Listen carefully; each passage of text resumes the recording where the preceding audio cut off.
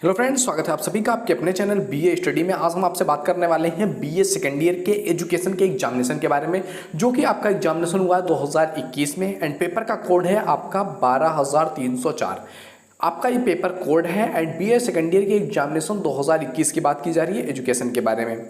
ये आपका नए मॉडल पर आधारित क्वेश्चन पेपर है, जिसको आपको देखना बहुत इंपॉर्टेंट है कि किस तरह से 1.5 घंटे में आपका क्वेश्चन पेपर कंप्लीट करवाया जा रहा है।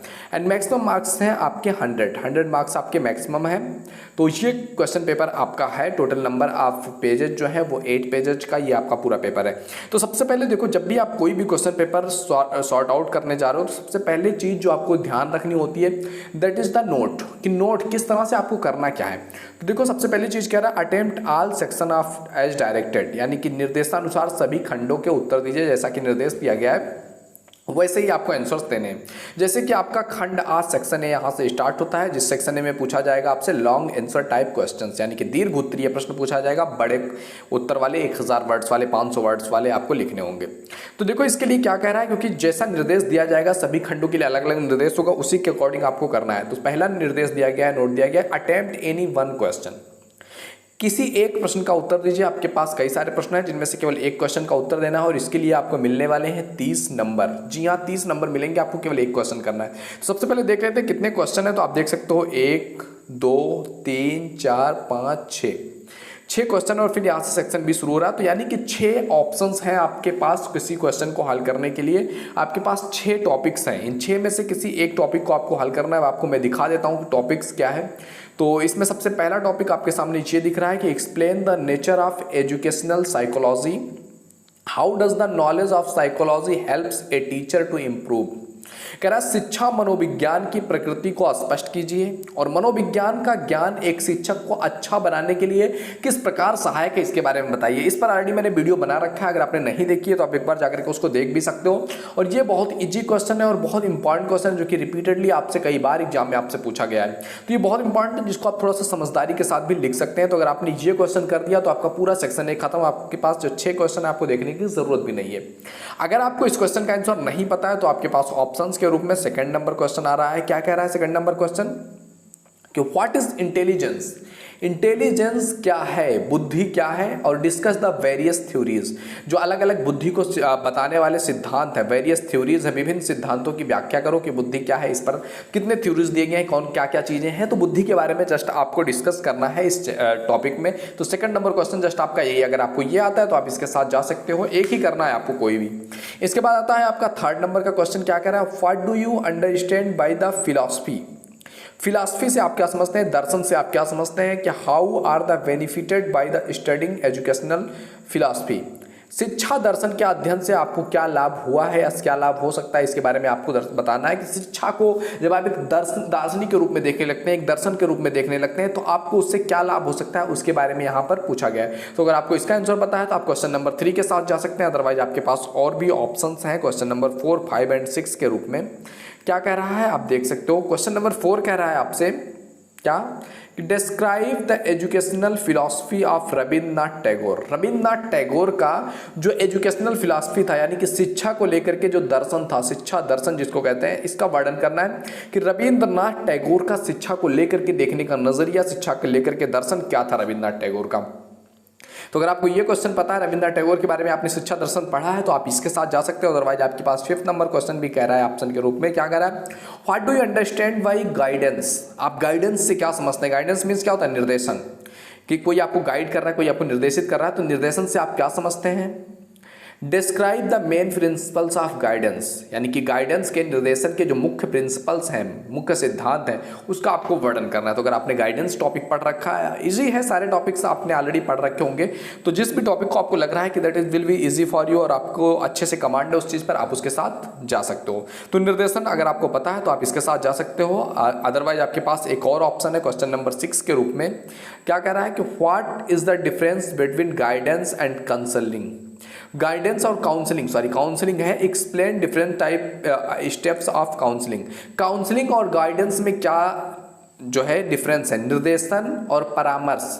काउंसलिंग मीन्स होता है आपका परामर्श एंड निर्देशन होता है आपका गाइडेंस। तो गाइडेंस और परामर्श में क्या अंतर है? परामर्श के विभिन्न स्तरों को आपको स्पष्ट करना है कि कौन कौन से स्टेप्स हैं परामर्श के। तो देखो निर्देशन जो गाइडेंस होता है वो कोई आपको आकर के चल करके साथ में आपके पहलुओं पर, लाइफ के हर एक पहलू पर आपको बताता रहता है। एंड काउंसलिंग है कि आप गए कहीं पर और उसने मोटा मोटा आपको चीज़ें बता दिया, तो आपको ये देखना है इन चीज़ों पर। तो इस तरह से आप देख सकते हो पहले नंबर सेक्शन ए को करने के लिए आपके पास 6 क्वेश्चंस हैं। इन 6 क्वेश्चंस में से आप कोई भी एक क्वेश्चन कर दीजिए, आपका सेक्शन ए खत्म। ओके, तो जो भी आपको लगता है इन चारों में से 5-6 में से इजी वो आप कर सकते हो। इसके बाद आता है आपका section B, and section B आपका है short answer type question. Section B क्या है दोस्त? आपका शॉर्ट आंसर टाइप क्वेश्चन यानी कि लघु उत्तरीय प्रश्न।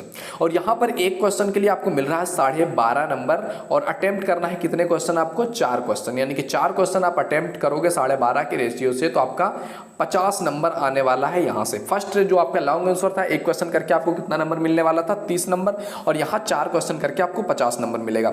अब इसमें देख लेते हैं, आपके पास 10 क्वेश्चन बेसिकली होते हैं, जैसे आप देखोगे भी तो यहाँ पर आप देख सकते हो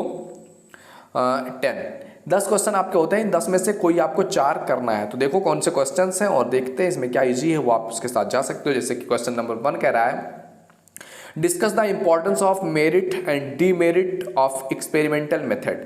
प्रयोगात्मक विधि के जो डिमेरिट यानी कि महत्व एंड डीमेरिट मतलब दोष, तो यानी कि उसके महत्व और गुण देशों की बताइए कि प्रयोगात्मक जो विधि है वो उसकी क्या इंपॉर्टेंस है, उसके गुण क्या है, उसके दोष क्या है, इसके बारे में आपको बताना है, एक्सपेरिमेंटल मेथड के गुण और दोष।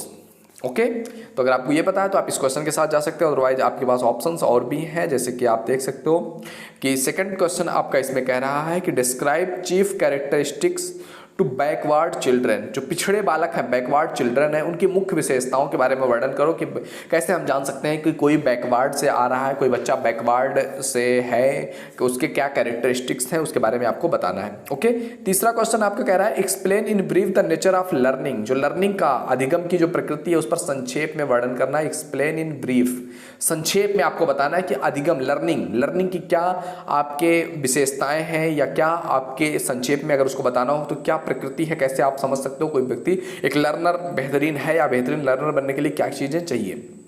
इसके बाद आता है क्वेश्चन नंबर 4 इसमें कि what is the subjective method. Subjective method क्या है, यानी कि आत्मनिष्ठ विधियां क्या है, इसके बारे में आपको बताना है। बहुत इंपॉर्टेंट क्वेश्चन है, ये बार बार रिपीटेड ये आपसे एग्जाम में पूछा जाता है, रिपीटेडली इसको आप रट सकते हो।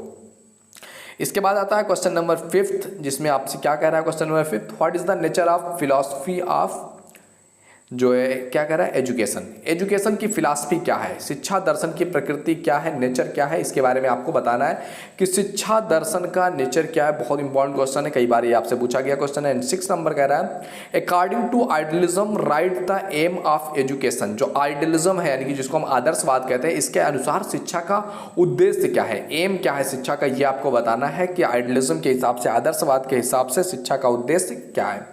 अगला क्वेश्चन देखते हैं। इसके बाद 7 नंबर क्वेश्चन कह रहा है कि what contribution Vivekananda has given in the field of education. Education के फील्ड में, शिक्षा के क्षेत्र में विवेकानंद के क्या योगदान है, इसके बारे में बताना। अगर आपने विवेकानंद पढ़ा होगा तो ये टॉपिक आप इजिली कर पाओगे, तो आपको देखना है 7 नंबर क्वेश्चन। अगर आपके लिए इजी है तो आप इसके साथ जा सकते हो। इसके बाद 8 नंबर क्वेश्चन कह रहा है what are the major problems of guidance. जो गाइडेंस है, निर्देशन, इसकी प्रमुख समस्याएं क्या है। गाइडेंस जब किसी को मिलता है तो उसकी प्रमुख समस्याएं क्या आती हैं उसके सामने, इस बारे में आपको डिस्कस करना है। क्वेश्चन नंबर 8 है आपका। एंड क्वेश्चन नंबर 9 आपका कह रहा है कि डिफाइन गाइडेंस को डिफाइन करो और डिस्कस इट्स स्कोप, और इसके स्कोप का डिस्कस करो। निर्देशन को परिभाषित करो कि निर्देशन क्या है, और इसके विषय क्षेत्र की व्याख्या करो कि इसका स्कोप क्या है, इसका विषय क्षेत्र क्या है, इसके बारे में आपको डिस्कस करना है। 9 नंबर क्वेश्चन आपका ये है। 10th कह रहा है आपका explain the importance of tests in guidance में जो है उसमें टेस्ट की क्या इंपॉर्टेंस है, परीक्षणों का क्या इंपॉर्टेंस है, क्या महत्व, इसके बारे में आपको बताना है। तो इस तरह से आपके सामने ये 10 क्वेश्चन दिख रहे थे। इन 10 क्वेश्चन में से कोई 4 आप करोगे, आपको 50 नंबर यहाँ पर कंप्लीट हो जाएगा। ओके, तो 50, 30, 80 नंबर यहां तक आपका कंप्लीट हो जाएगा। एंड 20 नंबर के लिए आपको मिलेगा सेक्शन सी, जहां पर आपको ऑब्जेक्टिव टाइप क्वेश्चंस पूछे जाएंगे, और इसमें से कह रहा है अटेम्प्ट एनी 5 क्वेश्चंस, यानी कि 5 क्वेश्चन करना है, और 4 नंबर एक क्वेश्चन के लिए मिलेगा, 20 नंबर आपका होगा। तो किन्हीं 5 प्रश्नों का उत्तर लिखना है, जिसमें आप देख सकते हो पहला क्वेश्चन आपके सामने कह रहा है कि क्या कह रहा है कि 5 प्रश्नों के उत्तर दीजिए और सत्य असत्य आपको लिखना है। जैसे philosophy is the science of behaviour and experience given by Skinner. Skinner ने जो है एक परिभाषा दिया हुआ था, क्या स्किनर की यह परिभाषा थी कि psychology is the science of behaviour and experience, कि जो मनोविज्ञान है वो व्यवहार और अनुभव का सिद्धांत है। क्या यह सत्य है या असत्य है, आपको ये बताना है। तो आपको जो भी लग रहा है कि सत्य, तो आप सत्य पे बता देंगे, असत्य कह रहा है तो सत्य पे बता देंगे, यानी कि बस आपको टिक करना है इसमें, इस तरह से आप लिख करके। इसके बाद सेकंड नंबर क्वेश्चन कह रहा है, मतलब सभी जो भी आपको इसमें है सभी को सत्य या असत्य में आपको बताना है कि ये सच है या झूठ है।